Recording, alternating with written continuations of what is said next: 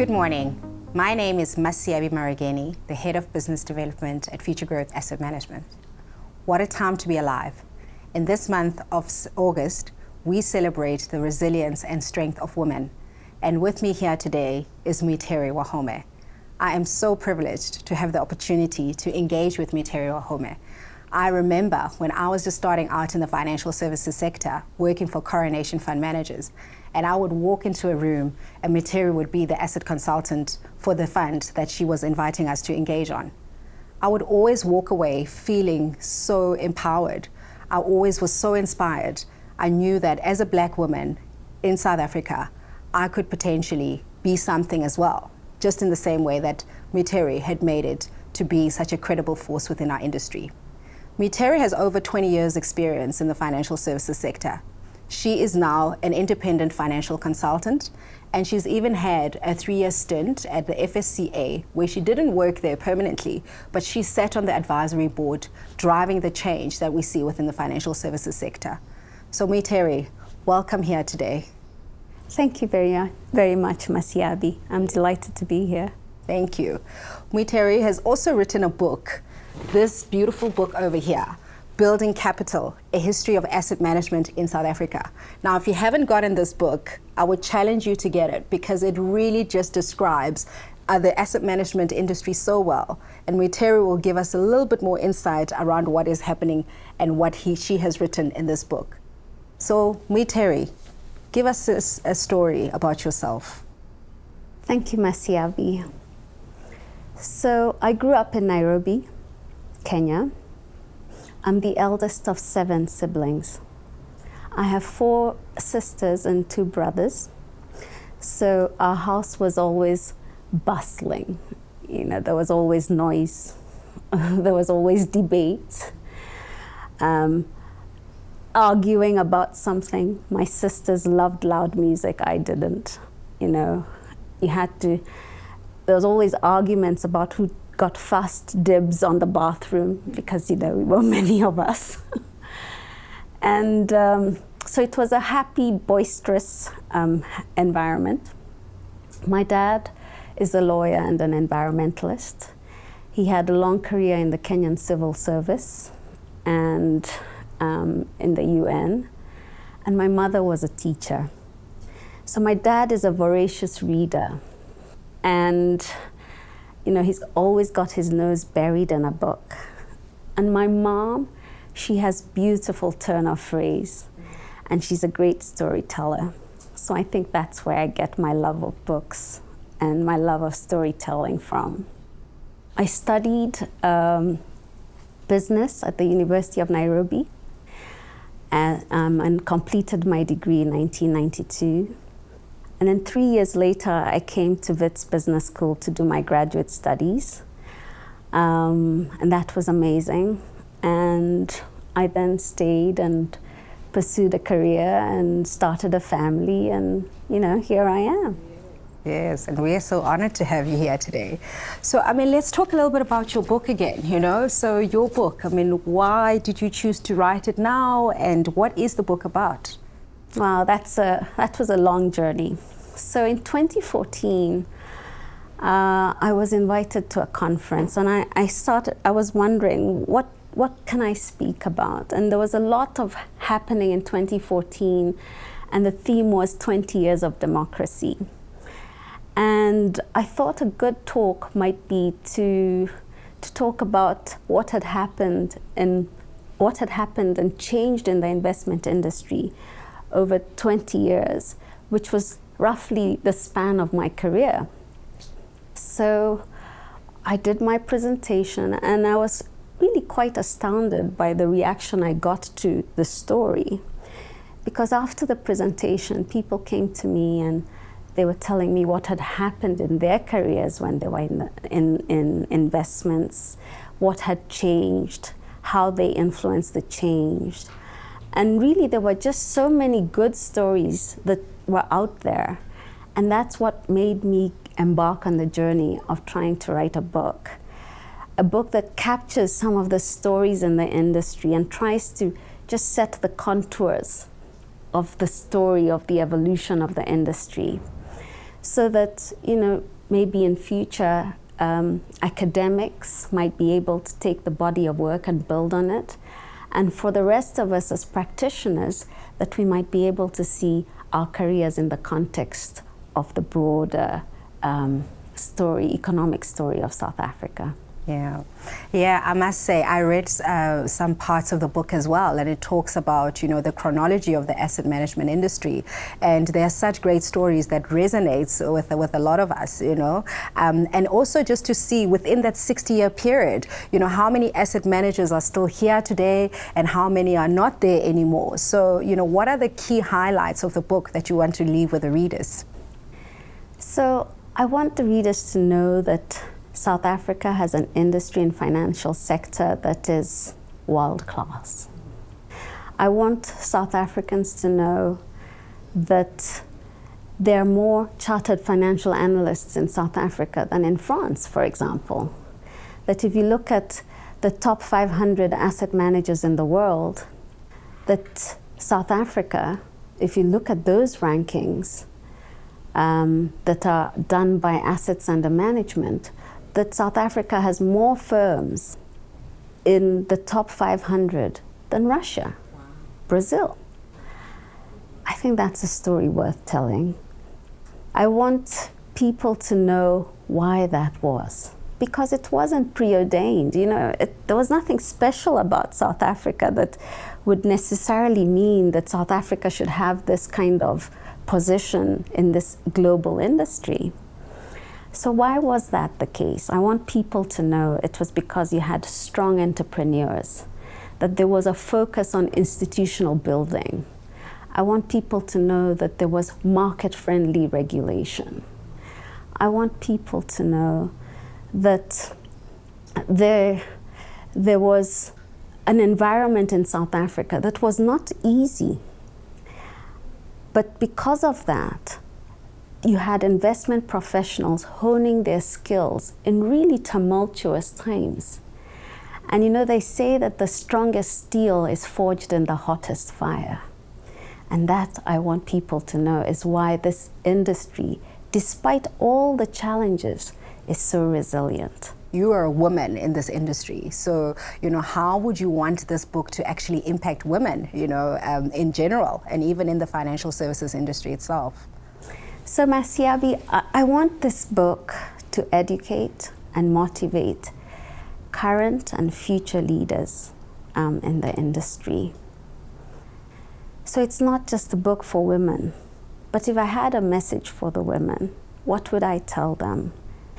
I think I'd like them to spend time to tell those around them about the purpose this industry fulfills, to describe what we do, how we deploy capital, how the individuals in the industry every day take hard-earned savings and investments and invest those, that there might be a return so that people can retire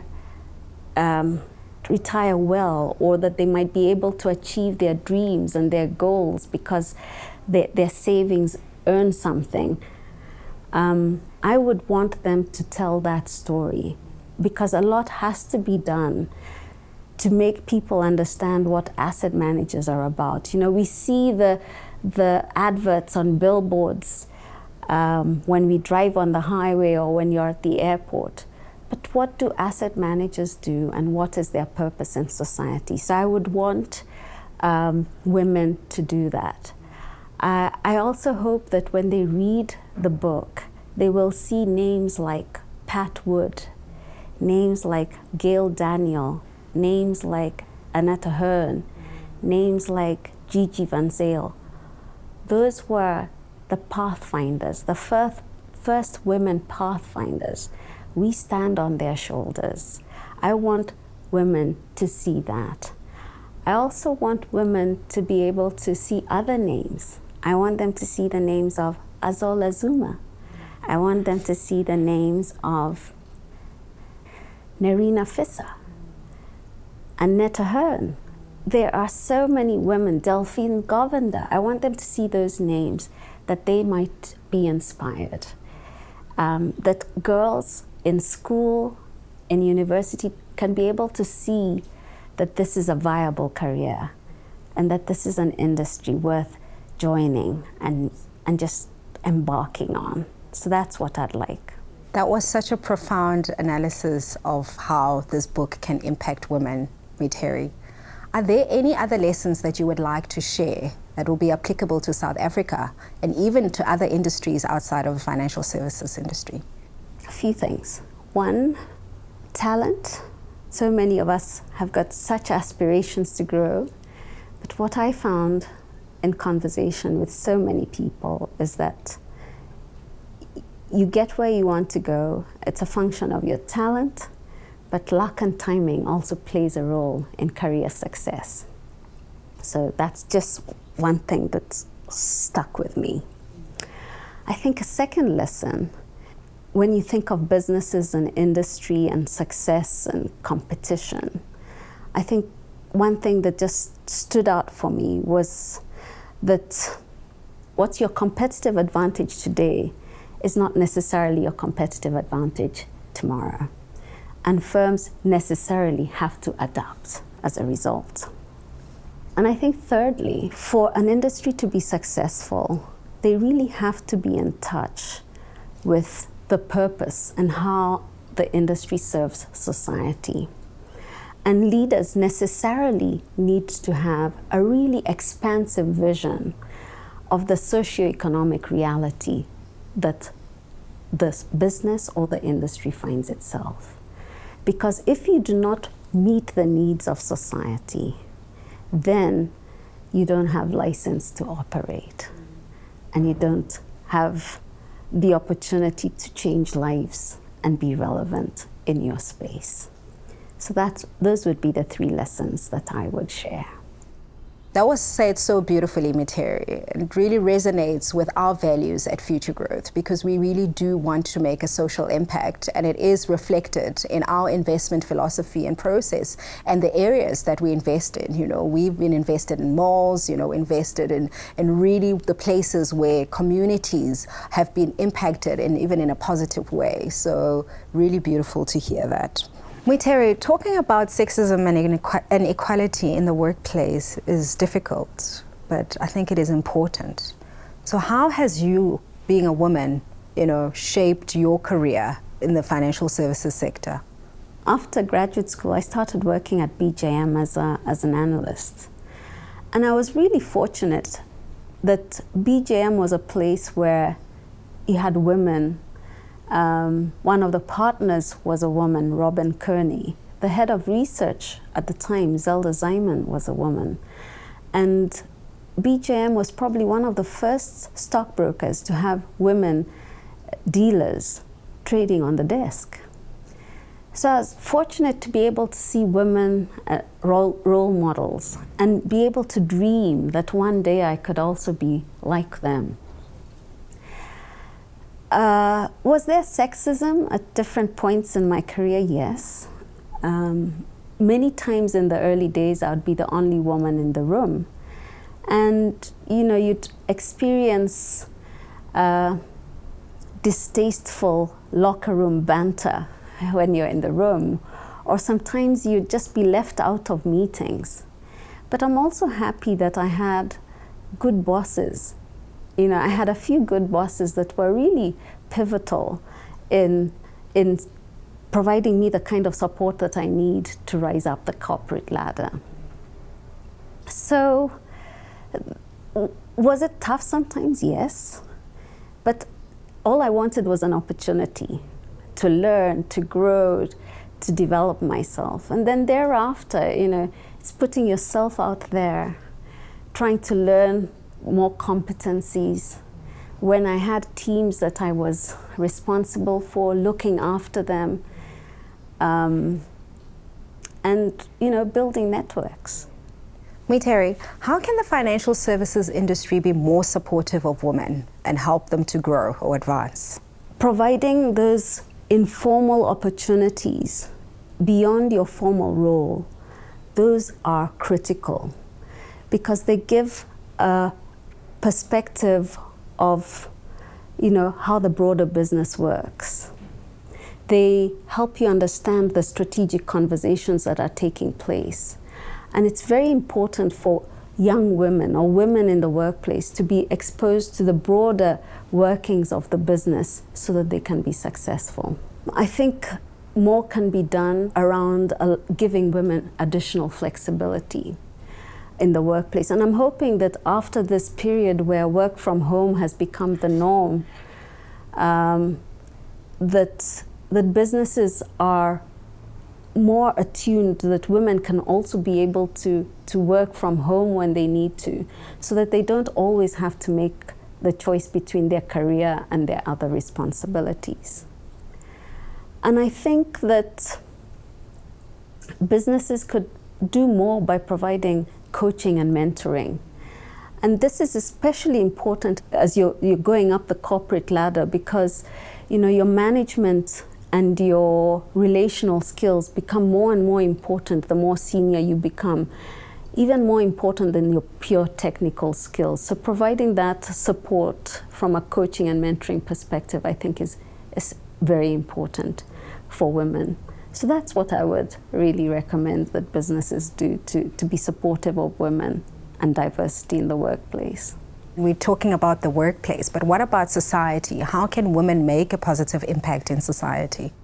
Women can make a positive impact in society by being agents for change, educating and encouraging and shepherding others, not only just young women, but even their sons, that they might be better citizens, and citizens who actually want to take on the world and change it and make it a better place.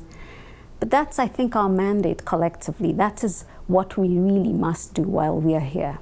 We've talked a lot about many other things that women can do, but certainly that responsibility to shepherd, to steward, to be custodians of the younger generation, that they too may be able to take us further and further in the idea of building a good society. I think that's imperative. Do you think that there's anything that women can learn from just the experiences that they've had since last year? We've got COVID, we've had people losing employment. How are we supposed to behave and show that we are resilient in the face of such challenges? You're right, Masiabi. It's been a difficult time in many ways. There's been sickness, there's been trauma, there's been grief, there's been isolation. And one of the things that I found was invaluable to me was community. And community can come from your neighbor, it can come from a stranger, it's your friends, it's your family. And that community was critical in sometimes raising me up and giving me comfort when I was scared. And I'd say that I'd encourage people to look for community, especially in times when, sports has been curtailed, people can't go to church, you can't have your friends over just like you did before. That we are more intentional about seeking community, whether it's giving comfort and care to those around us. We just need to be more intentional. I think another thing that really made a difference for me during this period of the pandemic was how I realized the importance of being grateful, having a gratitude list, something I'd only ever read about in the Oprah magazine. The idea of counting one's blessings and pausing to just remember that the glass is also half full, not just half empty. That was very important for me. So I think the idea of community and gratitude would be two lessons that I would share that were very helpful and continue to be helpful for me at this time. Absolutely, Muitheri. We are so fortunate to have woken up this morning, to be able to be here together and share this moment. So thank you for reminding us about that gratitude and community spirit that still needs to live on.